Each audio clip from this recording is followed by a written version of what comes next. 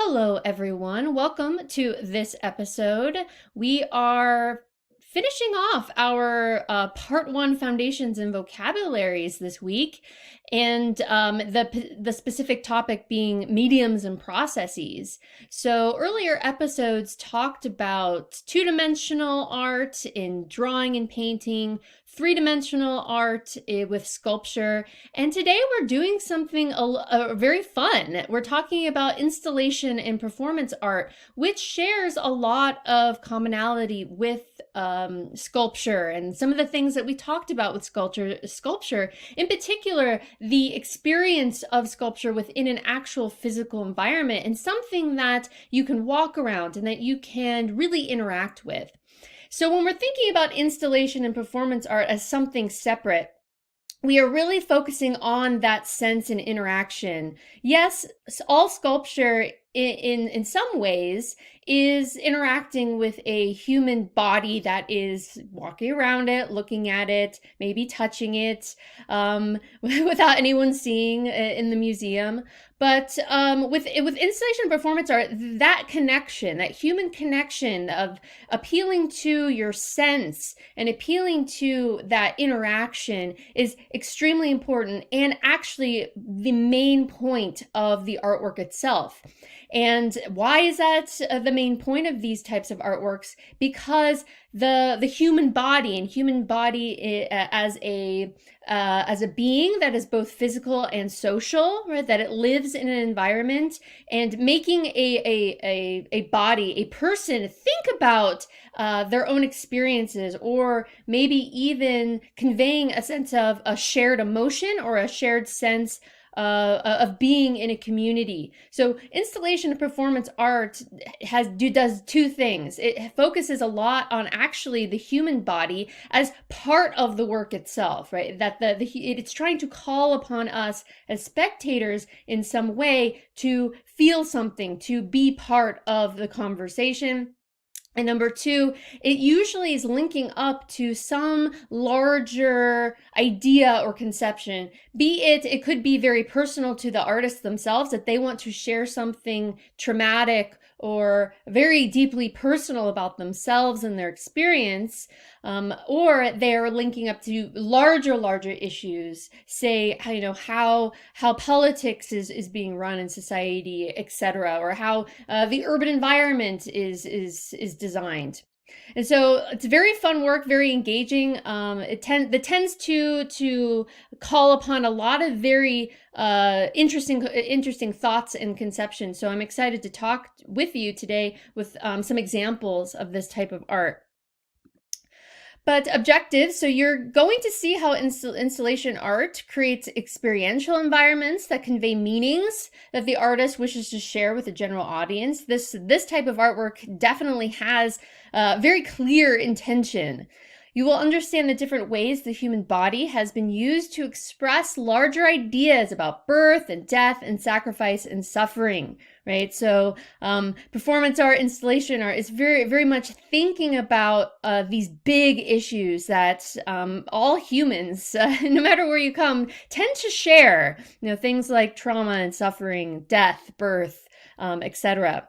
And then lastly, think about how the body, especially those often put on the line, quote unquote, and I'll explain what that means, are a source of reverence, but also repulsion. And so this last point is very much related to performance art and a very specific type of performance art, but I will get to that near the end of this episode. So let's start with installation art. And the term installation art is used to describe often large-scale mixed media construction. So if you remember from the sculpture episode, we talked about constructions. These are artworks that are sculptural, but they require a lot of planning and a lot of other people helping out. So engineers, curators, different types of designers that are outside of just the artists themselves. So the artist will have a vision for something, but it takes a team to create and recreate these types of works. And so they are mixed media. So they often are including painting, fabric, textiles, and technology, really whatever you need to create your vision in a particular space, right? A particular environment is fair game with installation art.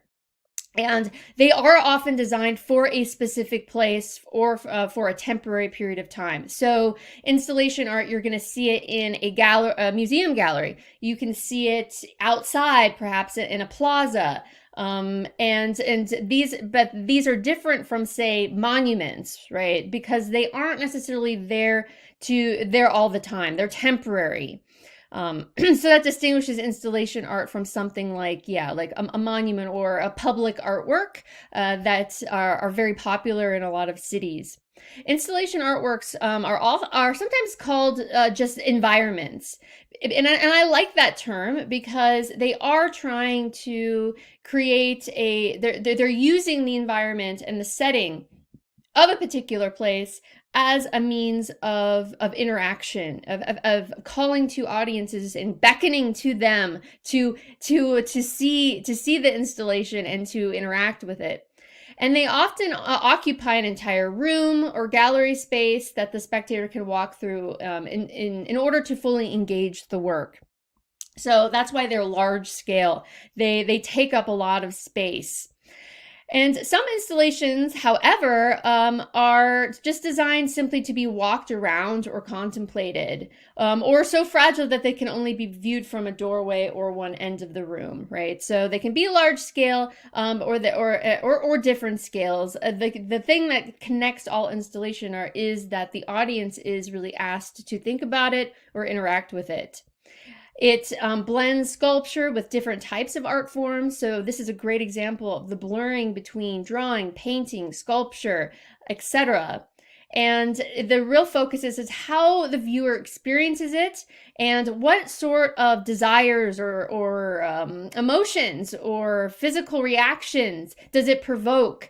And it makes us think about, well, what are we doing? What are we looking at? And how is this installation really making us involved in a larger conversation? And so, as you can probably assume, artists use this type of art to think about things facing particular groups and communities, right? So the experiences of marginalized people that might experience things very personally and specifically that other people might not understand. And so installation is really an effective means of sharing experience and allowing connections between all sorts of different types of audiences to perhaps challenge, critique, or overturn certain stereotypes or misconceptions or discrimination that particular artists and communities feel, and they want people to connect, right? They want to create a conversation. And so we're going to take now a look at a few examples of installation art. And of course, there's many types of installation art out there, but I picked ones that I feel were very clear in what we've been discussing in with these definitions. And the first one is one that I absolutely love. It's by Yika Shonambare, and it's called The Swing After Fragonard. And this was an installation from 2001 at the Tate Modern in London. And so a great example of how an installation really does take up a room. Notice this gallery is blank, right? There's nothing on the walls. The only thing that is in the gallery is this artwork. And that's very typical of installation because the artist doesn't want you to get distracted, right? If there was other exhibits around it, it would really take away from that creation of an environment that you can experience and hone in on. And so what we're looking at is a multimedia installation, and we see this figure, right? We can tell this is a figure of a woman, right? She's wearing this very elaborate dress, and her little legs, and her arm. But notice she does not have a head, right? And she is on a swing, right? So it's called The Swing, right? So she's on a swing. We're getting some information from the title. She's swinging in this very kind of lush foresty environment, and it looks very sumptuous, and all the vines that are twirling and kind of reaching up at her, and she's flinging off her shoe. So she's kind of mid swing, and she's flinging off her shoe. And it's important to think about this. You think about how you would interact with this if you were in a gallery and you were wandering around. You'd probably wander around and you would look at all the detail, and you would be slightly above you. So this is taller. It would be slightly above human scale. And so Shannon Barre, he says the swing after Fragonard, because he is very much recalling something else, right? So when you say something is after something else, that usually means that you are replicating or imitating something or an image that has already existed. And so, yes, you would probably have to know what he's referring to. And no doubt the gallery all had a little placard, right? Just a description of the work that had a replication of the image that Shannon Barre is actually thinking about in relationship to his work. And that is the painting by Jean-Honoré Fragonard titled The Swing, and this is from 1767, right? And this image is a very, very, very famous example of Rococo painting. That's not something that we will specifically get into, but if you're interested in the history of art during the period, I recommend taking History of Art 2. We talk about this image quite a bit. But it's part of a period of time in France right before the revolutions, the famous revolutions that toppled the monarchy and the nobility. It was a time when the wealthy class, the nobles, the monarchy were just relishing in their extravagance and luxury. And so this type of image of these clandestine encounters in the forest, like very lustful rendezvous with your mistresses and lovers, was very popular as an expression of what the nobility were, what their life and their social life was. And this is something that the rest of the country saw as very extravagant, and a lot of scholars believe this style was one of the many nails in the coffin of the nobility really being revolted against. And so it's all about frivolousness, extravagance, this kind of lust that is kind of artificial and just superficial. And if you notice, the one thing that I like to talk about with my students when I teach this formally is really see what's happening, right? This scene right here is there's a lot. And so we have our female figure, which we see replicated here. She's very coquettishly flinging her little slipper off, right? And she's giving her amorous lover a little bit of a shot up and a look up her skirts, up her petticoats. And notice that this was all by design. He has paid, someone to really swing her really, really far up into the air so he could have this this kind of very sexy look up her skirt, right? So you can see how this amorousness and this kind of extravagance, the superficialness is really just part and parcel of this entire image and the culture it comes from. And so Shannon Barre is specifically interacting with that history, and it's a good example of a contemporary artist that a lot of contemporary artists do. They recall the past and they try to redefine it by using the same images. And so in a way, in this installation, he is tempting us, right? Maybe not you specifically. Maybe you would be like, no, I would never do that. But he is tempting some audience members to take the position of this amorous lover and actually kind of look up her skirt. Well, what is in there? We don't know unless you are curious and you take a look. And so he's really thinking about how, the expectations of this type of voyeurism, right? Of coming to terms with a certain type of sexualization, perhaps of female bodies or particular relationships, etc. And so he's really making you think, right? Well, would you or would you not? Like even now, I'm thinking like, well, I know would I do that or would I not? It would be a dilemma, and yeah, and that's something that you would have to decide in the moment, right? But it's interacting with that, as well as thinking about how look how he's revising it. Notice she doesn't have her head, and what we know about what happened to the French nobility is they were guillotined, their heads were cut off. And so Shannon Barre is not only thinking about how bodies are sexualized, perhaps consumed and voyeurship, but he's also thinking about systems of power, right? People on the top taking advantage of people on the bottom, and he's using fabric that is very traditional to where he lives in Africa. And so in a deeper connotation, he's also thinking about how businesses and cultures have colonized Africa and kind of used the people and the resources there in a similar way as, say, the French monarchy treated the rest of the population.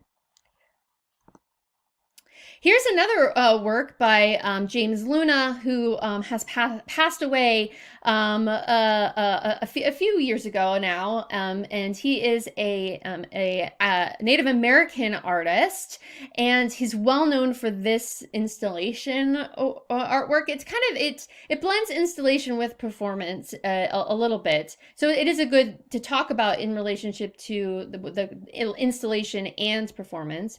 And the title of this work is Take a Picture with a Real Indian. And so we're looking at a recreation of the original installation / performance that happened in 1991. And this in the Garth Geenan Gallery was right after James Luna died. It was a kind of a memorial and recreation of this really impactful work that he did. And so what James Luna would do is that he would himself be dressed up in he would change it up. Well, either one of these outfits, right? So he would either be in this very stereotypical, Native American garb, and he would just be in a loincloth, or he would be just dressed up like he would normally, be just regular street clothing. And so he would be in one of these roles, and he would have a cardboard cutout of the others, right? So let's just pretend that, James Luna is taking the part of this. And so he would just stand in the gallery and he would ask people to take a picture with a real Indian. And so this type of work is really making the audience think about, well, okay, well, we're being asked to take a picture, right? And people love taking pictures in museums, and it's a common practice. And but then he's asking, well, which one is the real Indian, right? Is it the one in very stereotypical dress? Is it someone in a loincloth, or is it just him as James Luna? And this type of work is making us think about, well, what are those stereotypes of being a Native American that are persistent? And by making audiences choose to take a picture, he's confronting that stereotype with a larger audience. Here's our last example of installation art, and then we'll go on to performance art. And this is by Felix Gonzalez Torres and untitled Portrait of Ross in LA. And this was originally made in 1991, but it's an installation that actually has instructions that can be recreated in galleries, anywhere. I've been to many museums where they have this installation. And that's an interesting point about installation art. Some artists, it's very instructional. So the actual artwork is just a piece of paper that says, do this, do this, do this in a gallery, and that's the work.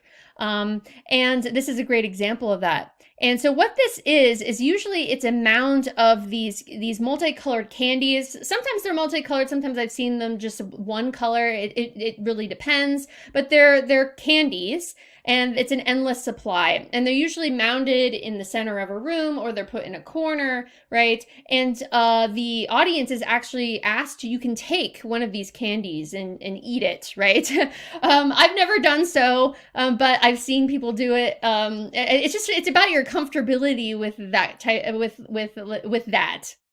But what's the meaning behind it, right? Why is he asking us to interact with this installation and take the candy? Well, it has everything to do with the backstory. This is a portrait, actually. It's a portrait of a person that Felix Gonzalez Torres knew very well, and that was Ross. And Ross was a loved one who had died of AIDS in LA during when the AIDS crisis in the 80s and 90s was really at its full force, right? And it was. And why it's a portrait is that he's thinking about loss, and he's thinking about how someone with HIV AIDS actually when they die it's this kind of wasting away. That when you watch someone with that disease and the virus, you see the pain, and you see the kind of the life force slowly leaving. And so the idea of having this mound, a mound of candy that is the exact weight of Ross when before he died. And so by taking a candy, you slowly the mound slowly diminishes. And so he's trying to think about how loss, right? Personal loss, and how impactful that is. A body that is dying, as well as thinking about the AIDS crisis in America and how people with AIDS were treated by society, and thinking about it as it's a shared disease, right? Where a lot of people are impacted by this, and I think we can understand that coming out of the pandemic about it affects all aspects of society. It isn't just a disease that certain groups have, right? And so that's the power behind this particular piece. I find this work very emotional, actually. Yeah. So next up, we have performance art, right? And this is performance art. The human body is really central to how we understand identity, right? Things that humans really hold dear and think about and see as part of their subjectivity, right? These are things like your gender, your sexuality, your race, your ethnicity, your religion, right? All of these things that are really personal, but also ways of reaching out and having a conversation with other people and sharing experiences. And so in performance art, and why it's called performance, is that usually these artists alter their bodies, their hair, their clothing in some way, or they put their bodies in situations, experiences to highlight their own experience with their identity, but also these larger social issues, right? And trying to express messages in everyone around them. So it's a little different than installation art in the sense that performance art can happen anywhere, and it's not necessarily creating an environment in the same way. It's using the body to target other bodies, right? And have you experience something and watch something very, very, very, very personal. And so it's often also called body art, which covers a wide range of art. And this is something that came about very much in the 1960s, right? And so the body we see a lot of choreographed actions, repetition, improvisation, these kind of happenings, which, back in it was like a few decades ago when those flash mobs were very popular. That is a form of performance arts, these kind of staged events. And it also includes, explorations of the body with other media like painting, sculpture, photography, film, and video, because performance art is spontaneous. So if you want to record or document an experience, you have to photograph it, you have to video it, if you want it to be seen by other people other than the immediate vicinity. And so all of the examples I have for us today are things that happened in a very short amount of time, but we only have record of them through photography and film. And so here's the first performance art piece that happens that was captured by photography. And this is by Ana Mendieta. And this is the Imagen de Gul from 1973. And whenever we talk about performance art, I think it's important for us to include the voice of the artist itself, because like I said, performance art is very personal, right? So you don't necessarily understand what's happening really unless you put yourself in the mindset of the artist and try to figure out, well, where are they coming from, and what are they trying to say with their bodies in this particular moment. And so I have a quote from Jane Blocker, who is an art historian and wrote a book on Mendieta, specifically how she used her body as a way of expressing her identity as a Cuban American woman living in the 70s, and so she described this work and Mendieta's work. So quote, I have the quote on the side, but I'll read it. To baptize the earth is to unmark it. That is, to make it disappear from the binary structures that normally mark it as feminine, primitive, or underdeveloped in a pejorative sense. And that has everything to do with the kind of works that Mendieta did with her body. Often she put herself in actual environments. She would put either her silhouette, she would carve her silhouette into the land, or she would actually put her own body, cover it with mud, and be in a forest, or cover it with this baby's breath, right? And in this rocky alcove, right? And a lot of what is Mendieta trying to say? She's trying to think about how perhaps notions of gender, particularly of femininity, of women's bodies, right? How that often is very much aligned with these larger conceptions of nature, right? As nature is always feminine, but it's primitive, it's underdeveloped, that it requires development, it requires to be manipulated in some way, right? That it's submissive to perhaps other types of human activities. And so her work is very much thinking about and trying to critique the female body as something that is like nature in that sense, but also thinking about her own experiences with her culture as well, feeling kind of in between spaces, of not really feeling like part of, this kind of American dream, and also having experiences with, family living in spaces of colonialism, right? And so she's thinking about her body as this battleground, so to speak, of all these different forces that are outside of the body, but they somehow become written on the body and how she experienced it. In the next work, similarly, I have an excerpt from the artist here. This is from 2011, so a little bit more recent, but still long ago. And this is Echo Morgan. That is her chosen artist name, but she is Chinese. She's from Shirong is her name. And this is a documentation of a performance where she would dip her hair in ink, and she would kind of write and do these really interesting swirls and sprays on this long scroll of paper. And so I have an excerpt from her, and she says, "I do really respect the power and strength of women, but I think in my work you see a lot of fragility, and that is how I feel as a daughter, as a wife, as a mother." And she's very much referencing with the technique, a history in her culture, of Chinese culture, but of ink painting and ink writing and calligraphy, right? And she's focusing on that fragility in the sense that in the tradition of ink painting and calligraphy, it's often considered to be the highest art form in that cultural context. So to be an excellent calligrapher or an excellent ink painter is a very valued skill. It also involves philosophy as well, like thinking about calligraphy and ink painting has a long storied history of related to philosophy.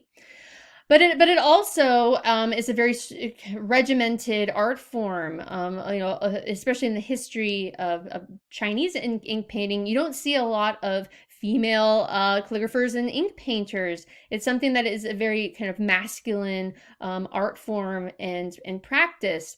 And so she's using the a tradition of ink painting, but using her hair. She's not using the typical brush applied by the hand. And she's thinking about fragility, right? Of this practice as something that's very delicate and very and it's prized for its sense of movement, and it has in practice, right? That you have to, it's a skill, lifelong skill. And her doing this improvised ink painting, she's thinking about that experience of gender in her culture, and how it's very fragile. Like doing this sort of thing is how she feels as a daughter, as a wife, as a mother, as being part of this culture, but not being specifically an important part of the culture, but not able to access this kind of level of being able to do this type of work. So in the next three, and I'll move fairly quickly through because I don't want to take up too much time. But so these performances that we've seen before, it has the body. Using the body in some sort of improvised way. It has to be captured by photography because it is ephemeral. It's you can't, if you don't see it, it's gone. But they were using their body in a way that wasn't, it was provoking thought, but it wasn't provoking actual harm on the actual body itself, right? There is a type of artwork, it's called a kind of extreme body art, where artists put their actual body in very traumatic, potentially violent, potentially harmful situations. And that extremeness, right, is part of the message, right? Or the impact in how it wants to relate to an audience. Because when we see something when we see people in pain or potential danger, that makes us as spectators have a very visceral response, right? When we don't want to see people in pain. We want to help them. We want to understand things, right? So that is a really strong entry into your audience. And so this is a photograph of Chris Burden's very famous early performance art piece called 5-Day Locker Piece, 1971 at the University of California, Irvine, at the art school there, which is actually where I did my PhD. So the art students at UCI they make these lockers are still there, and it's just like very contemplative and memorial site for Chris Burden. But he, as an art student, so he was an MFA, he locked himself in one of these lockers for 5 days. And he did have water with him, but that was part of the piece, right? He locked himself in there without food, but he did have water.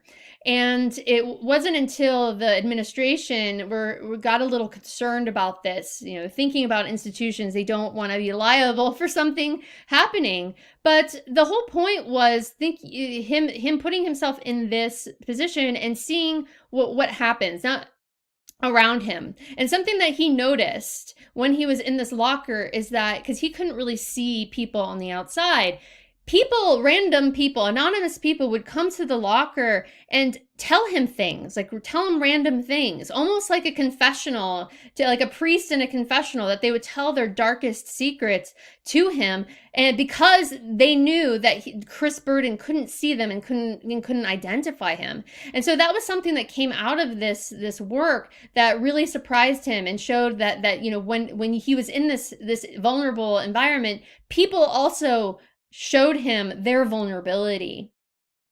He ended up coming out and he was okay. He was a little dehydrated, but he was okay if you're concerned. And so it was a kind of endurance, right? This thing about endurance and how that can showcase certain perspectives. And here's a wonderful snapshot of Pope L from 1991 in his Crawl performance piece. And I'm not going to go into this too much because actually this will be your WIA for this coming weekend, so I don't want to spoil it. You will be watching a video of this artist talk about this work, which became very famous in the 90s. And so what he did is that he dressed up in a typical business suit, and he holding a flower pot with a dandelion. He would crawl almost like army crawling on the actual street of New York City. And this, like Chris Burton's work, was about thinking about how people respond to this type of endurance, right? So how would you react if you saw someone like this walking on the ground? Would you even notice someone crawling on the ground, or would you look away, kind of embarrassed, or would you not try to make eye contact? And so a lot of it is about thinking about the things that we don't necessarily see, or we actively try not to see, especially, in urban environments or any environment, actually. So this is the last one for this episode. Maria Abramovich, very, very, very famous performance artist. She actually had a cameo on Sex and the City, the original one. So in particular, this work that we're looking at, which is The House with the Ocean View. And this is an interesting one because it blurs the installation with performance, because she actually was in a gallery space. And she had these 3 rooms, quote unquote, constructed, a shower, a lavatory, and this very rudimentary bed, right, with a sink. And so she could walk through, or she could hop over through the openings, right? And she actually was living in the space for a very, very long time. And she couldn't get down. So notice these ladders have very sharp kitchen knives. And so what is the purpose of this type of performance? Well, it's about endurance, but and she asked people. So this gallery was open 24 hours, and you could go and watch her for however long you wanted to. Just do normal things, sleep, go to the bathroom, shower. So she'd be naked, right? And so she's really also trying to confront this idea of, what is art, and what is the expectation perhaps of an artist like her, someone who identifies as, as female and as a woman, right? And thinking about voyeurism, right? And we see perhaps images of naked women or semi-naked women all over. I mean, look at the Instagram, right? It's just full of, I feel like, celebrities in bikinis, right? And so she's thinking about that, of like, you look at bodies all the time, but what do you feel when you're there to see someone just showering or going to the bathroom, right? Like those are actual, like, bodily things that bodies do. And so she's really confronting that sense of uncomfortability that you would have coming, almost like a spectacle, to see Abramovich just living in this space. And she's well known for these types of works of making audience feel uncomfortable with their own emotions or their own presence in front of her work. So that's it for today. I hope you enjoyed this kind of, brief performance and installation episode. We will be looking at many examples throughout the course. This is just to give you some definitions and hopefully some clarifications. So I will see you in the next episode.